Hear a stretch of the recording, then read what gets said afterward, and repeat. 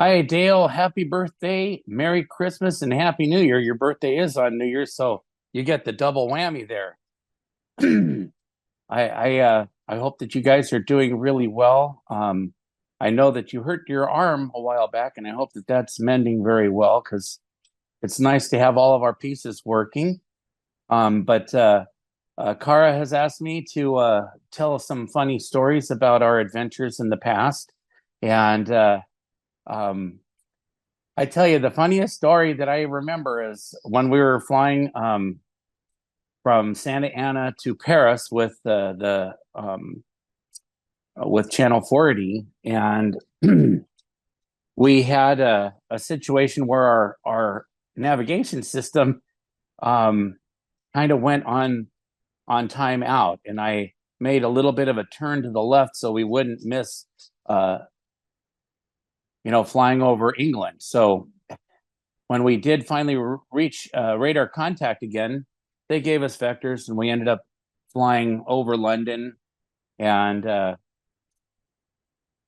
was terrified because we had not a whole lot of gas, and we still had 150 miles to go to Paris, and we started down, and everything worked out great. But I'll tell you, you were laughing all the way in because we were given vectors. We had to do a 360-degree turn over the outer marker, and I was like, I couldn't believe that we were doing this with such little gas.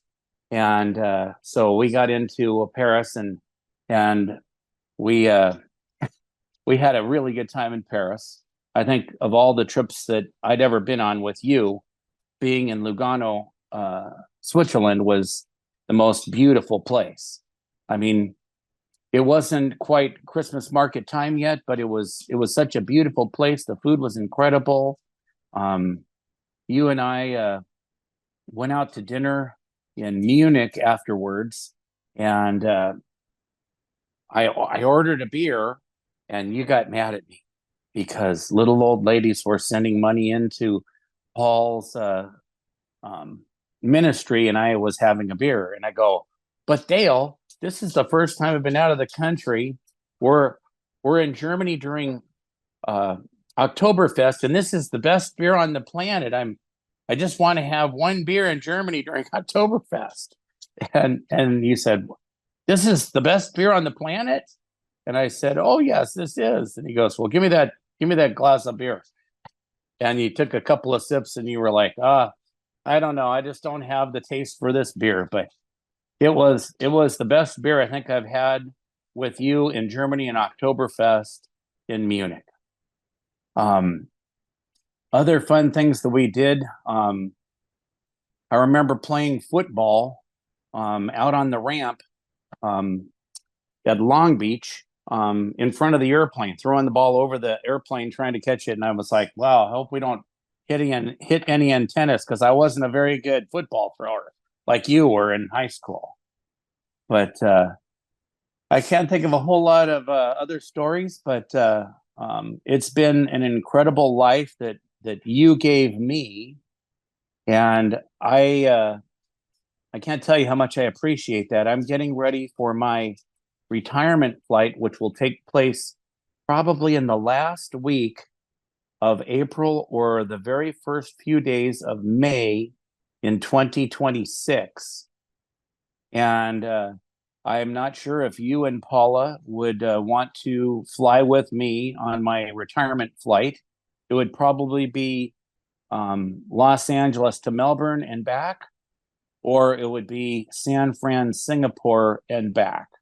So I would arrange all the transportation for you and Paula, but I think that it would be a wonderful adventure to go on that retirement flight. I think you would have a good time, and it's amazing how fast our lives pass.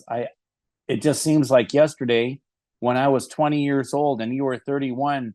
You know, um, knocking me in the head for not being able to spell a proper sentence.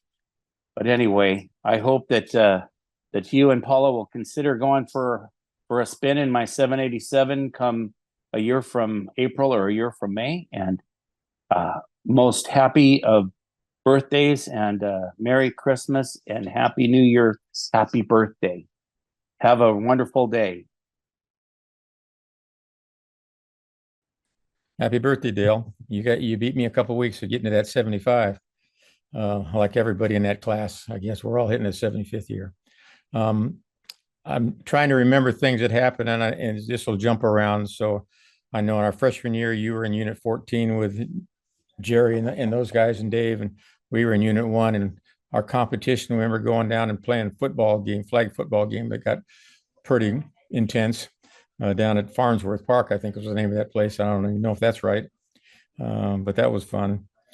Except I always felt like you were cheating when you would straight arm. I thought, can't you just play it right?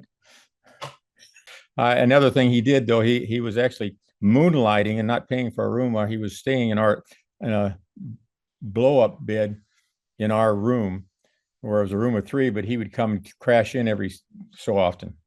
And so he did that for a while until I says, I think you're cheating. And I told that to him. As far as pranks he did a prank with my roommate his senior year. They went to the fine arts building and they took out all the records, which were all the real LP records, and put them on the roof of the art building, which was an old house. And so the cops got called and everything, and they got fingerprints. They did finally get in a little trouble, but I think both the parents of them got them out of it, out of any extreme thing. Otherwise, it could have been worse. And I played along with the other guys. I played baseball with him, in the freshman year before he had his crash, and then afterwards as well. I remember one play he did that was outstanding as far as in the field. And I believe he caught a ground ball at shortstop, and it was a double play potential ball. And he hit second base and popped up like he was on a pogo stick, straight up, and threw a bullet to first and got the guy. But he was up so high, the guy went clean under him, when he went across, trying to knock him out so he couldn't get the double play. But that was one of the best plays that I remember, that double play ball. Another crazy prank. This one, I had a small part. Dale had a big part. They were trying to do something against the freshman president, who was Kelly Gilliland, and so they decided that they decided that they were going to kidnap him, and Dale would fly him up and drop him off in a desert somewhere. Well, we did. My job was to call the dorm and get him, because at that time we only had a payphone in the dorm. So everybody had to share the payphone. So my job was to call the payphone and get him on the phone so the guys could come capture him and take him away in the car to get him to the plane. So they get him in the plane and they drop him off in there, but they didn't bother to look up where he's from. He lived right there in that town, right next to the desert. Instead of being some extreme thing, he was back almost before they were back. So that was just another crazy moment. I know I had a suggestion for Dale in his ministry, but he never got back to me in time. But I'll share it now, and you can edit it out or whatever you want to do. But he was always trying to find a place to speak. He was, he talked about it because I was in a quartet after college where we had to get in churches and how we get in churches. And so I wanted to tell him, but he never called me back. I says, you need to go to Bill Gaither and the cruise that are gospel cruises, and get an hour speaking spot where you're speaking either the morning chapel or the afternoon one. And because I was going on a Gaither cruise this summer, which I did, and I was trying to get him to get to them before that, but I couldn't get him to respond. But the idea is that, they have speakers come on there, and I think if he could, I'm sure when he speaks, he has some 45-minute limit or something that he can do his story of his book and share his great wisdom that he's learned about prayer. I mean, those are important things that he says in that book, and I wish him luck in getting to people. And maybe there's multiple people that do the cruises, but he can look online for that and just look for gospel cruises, and he'll give you a couple of names. The Gaithers, that was their last one for going to Alaska, so they're not going to do that anymore. But I'm sure one of the other ones will pick it up and go that way. That's just a side thought, and I wish them well. I'm sorry he got hurt this year, but I'm glad he's doing better.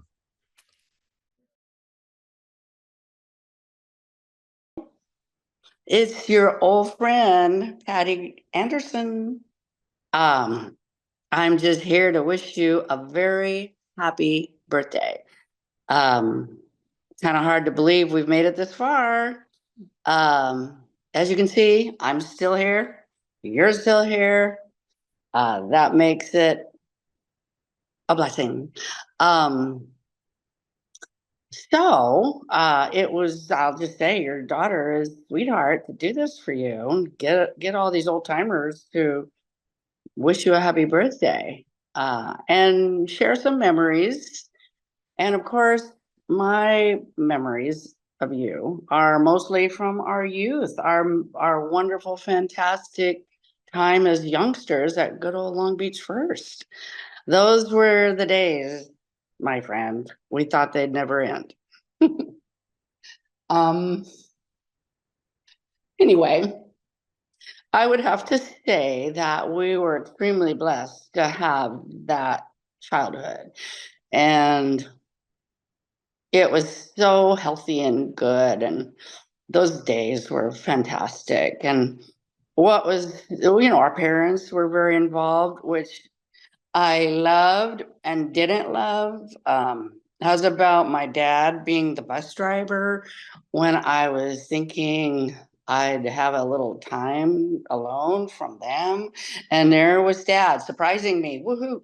He, he'd be at the helm and, his big mirror. And I go, oh my God, Dad, seriously? But it's all good. I mean, when you think back on it, we were so fortunate. And your dad taught Niners. Your parents were always involved. And of course, I adored your parents. They were awesome. Uh-oh. Is this? It's beeping. Oh, okay. Someone's calling Alyssa. Oh, okay. Okay. I All can right. edit that out. Don't worry about it. Okay. Okay. Anyway, here we go. I've got to tell you, these memories, I have shared some of these stories for a long time.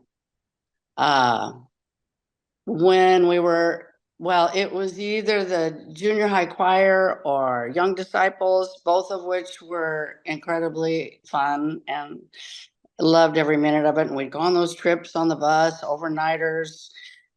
And I just remember how you and I thought we were very, very funny. I thought you were hysterical, and I was happy that you thought I was funny too. And we would sit back there at the back of the bus doing the craziest stuff, as only junior high, that age-ish, can do.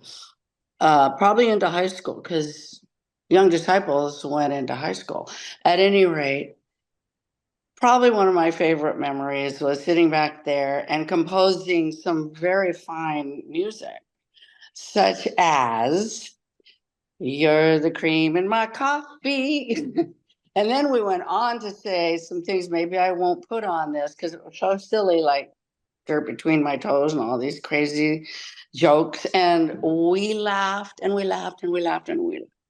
And laughter is very healthy. And those days we just had a blast, and I'll never forget. And I just want to say that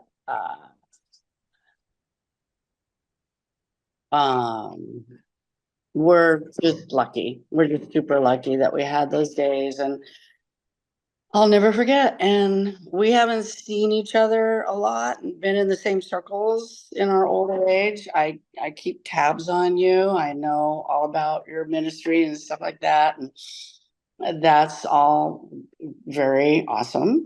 But I'm just here to share our past, and hopefully our paths will cross again sometime, and I'll get to lay eyes on you one more time.